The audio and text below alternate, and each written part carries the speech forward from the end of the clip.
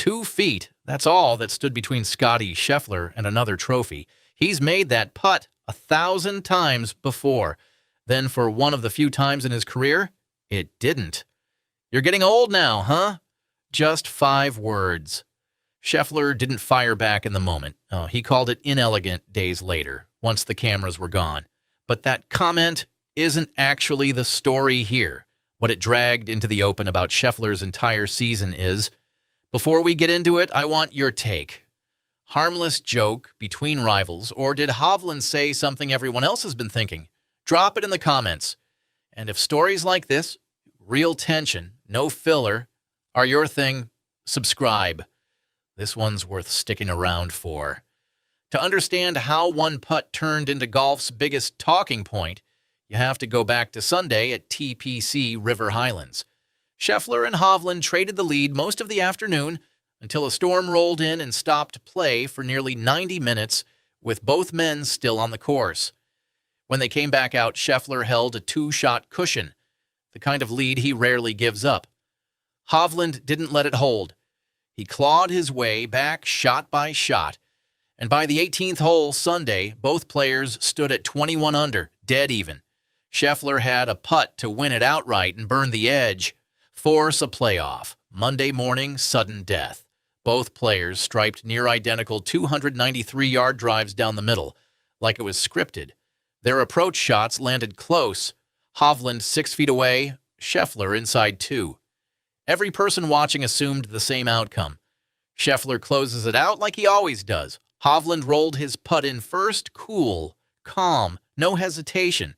Then Scheffler stepped up to a putt he's made 1,000 times over, and it slid past the edge. The trophy was gone in under 3 seconds. Hovland walked off that green with his first win in 15 months. His mother was in the crowd watching him win for the first time. By every measure, this should have just been his moment. Then came the line that changed the conversation entirely. Talking through the win, Hovland made a joke aimed at Scheffler, something along the lines of, "You're getting old now, huh?" Lighthearted, the kind of thing rivals say to each other after a battle like that. On its own, barely a headline. But Scheffler's response is what gave it weight. He didn't laugh it off at the moment.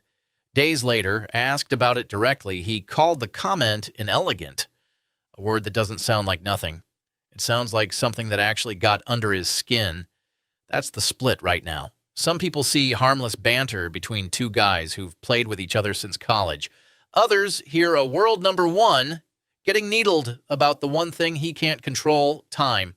Right after blowing a putt, he never misses. Neither reading is wrong, but Scheffler's word choice tells you which one he believes, and that single word, inelegant, is about to matter a lot more than it should because of what's been building underneath it all season.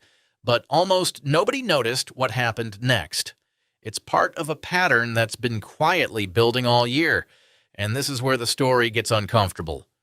Once. For a player who dominated 2024 like almost nobody in a generation, that number alone raises eyebrows. Add 3 runner-up finishes and 13 top 25s in 13 starts, and you get a player who shows up every single week, but doesn't always finish the job. That's the contradiction golf media has started circling. He's still number 1 in the world, still leading the FedEx Cup standings, still finished top 4 in 2 of this year's 3 majors. On paper, those are numbers most players would build a career around. But when you're Scottie Scheffler, the bar isn't contend, it's win. And a 2-foot miss on the biggest stage of his season is exactly the kind of moment that turns quiet questions into loud ones. Is he simply going through a stretch every great player hits eventually? Or is something changing in how he handles the final few holes when it matters most? Fair or not, that question is now attached to his name. And Hovland's comment just gave it a headline, because while everyone's been dissecting Scheffler's putt, almost nobody's asking why Hovland needed that win as badly as he did. 15 months without a trophy. A missed cut at the U.S. Open just weeks earlier. A swing he's been rebuilding in public with every bad round. Treated like proof he'd lost whatever made him great in 2023. Hovland himself admitted afterward that falling short of his own standard pisses him off. His words, not ours. Look at that getting old line again with that in mind. It reads a lot less like a shot at Scheffler and a lot more like Hovland finally allowed himself to talk trash again because for the first time in over a year, he'd earned the right to. For over a year, Hovland had been answering questions about what went wrong. For one afternoon, he finally got to ask one instead. So here's what I want to know. Do you think that comment was really about Scheffler, or was Hovland talking to his own doubts? Let me know in the comments. I read every single one. And if you want the next chapter of this to cover the moment it happens, subscribe now, because both of these players are headed somewhere very different next. The PGA Tour doesn't slow down to let this settle. Next up is the John Deere Classic in Illinois, then the traditional UK swing, the Genesis Scottish Open, followed by the Open Championship at Royal Birkdale. And here's the detail that raises the stakes even higher. Scheffler arrives at Birkdale as the defending champion. Think about what that means. Every question raised over the last few days, can he close? Is the pressure getting to him? Is this a stretch or a shift? Gets tested on the exact stage where he's supposed to look untouchable. There's no bigger spotlight to answer critics under than defending a major title. Ironically, the player everyone ignored might be the real story. The equation flips entirely. He's not walking into Birkdale carrying doubt anymore. He's carrying momentum for the first time in over a year. A player who couldn't buy a good Sunday a month ago now heads into the biggest stretch of the season with a signature event win and his swing finally clicking at the right time. Two players, two completely different weights on their shoulders, heading into the same 3-week stretch.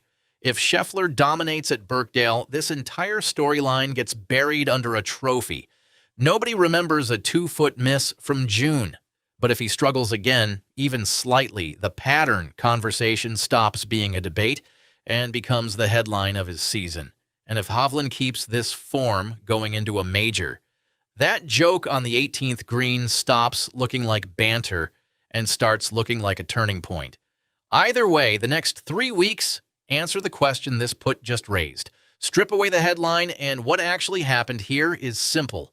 One putt missed, one joke landed, and somehow that combination cracked open a conversation about legacy, timing, and whether the best player in the world is as untouchable as everyone assumed. That's why this moment carries more weight than a typical tour stop loss.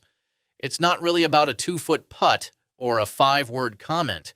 It's about two careers hitting completely opposite momentum at the exact same time on the exact same green. Scheffler still holds the #1 ranking. He still leads the FedEx Cup. By almost every measure, his season remains one of the best on tour. But rankings don't silence questions. Winning does.